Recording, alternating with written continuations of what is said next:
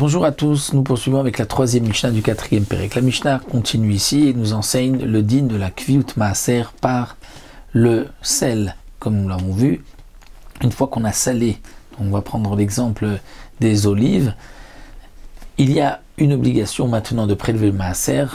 La Melicha, le salage, va fixer l'obligation de Maasrot. On ne pourra plus manger maintenant même d'une manière araï.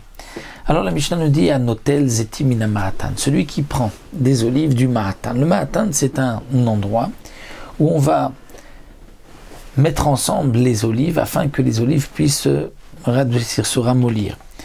Donc le ma'atan, est-ce que c'est un trou dans la terre, un puits, ou est-ce que c'est un keli? Il y a deux explications.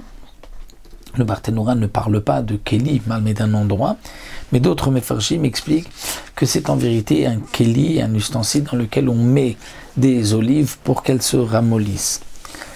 Alors, celui qui prend des olives du ma'atan, il peut tremper une olive une après l'autre et dans le sel et la manger. Pourquoi ? Parce que bien que le sel va fixer l'obligation de maaser, mais c'est seulement lorsque on met deux olives en même temps. Mais une olive après l'autre n'est pas fixée le maaser, comme nous avons vu, puisque le mélar fixe le maaser comme un goren, c'est lorsque c'est réuni. Et réuni, il faut au moins, comme la récolte soit réunie, donc il faut au moins qu'il y ait deux olives, comme nous l'avons vu déjà dans le pérec précédent.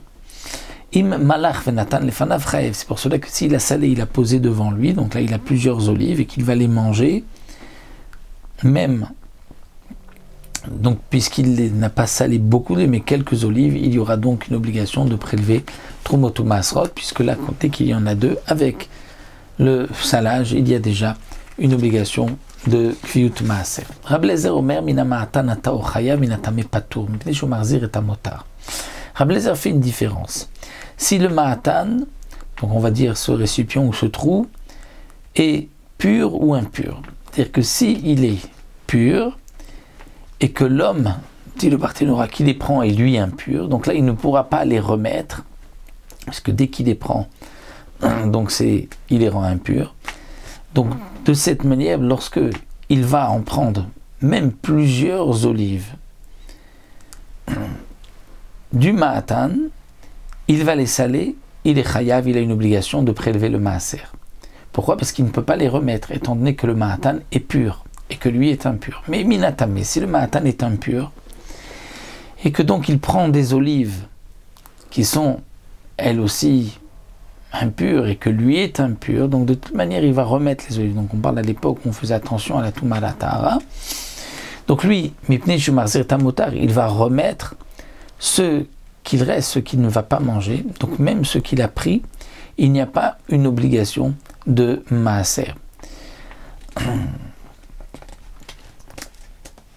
Les mefarshim nous expliquent la raison qui n'est pas vraiment expliquée dans Barthénora, la raison de Rabbi Eliezer. C'est qu'en vérité, pour Rabbi Eliezer, saler les olives ne peut pas fixer le maaser si on va remettre les olives. Pourquoi ? Parce que les olives qui se trouvent dans ce récipient, dans ce trou, il n'y a pas eu encore de gmar melacha. Le gmar melacha des olives, c'est lorsqu'on va les presser. Et donc, puisque son intention est de remettre les olives, c'est comme s'il a pris un petit peu pour les remettre, et il n'y a pas d'obligation avant le gmar melacha. Donc, Rabbi Eliezer nous dit que tout dépendra donc de l'homme et de son intention, de s'il va remettre ou s'il ne va pas remettre.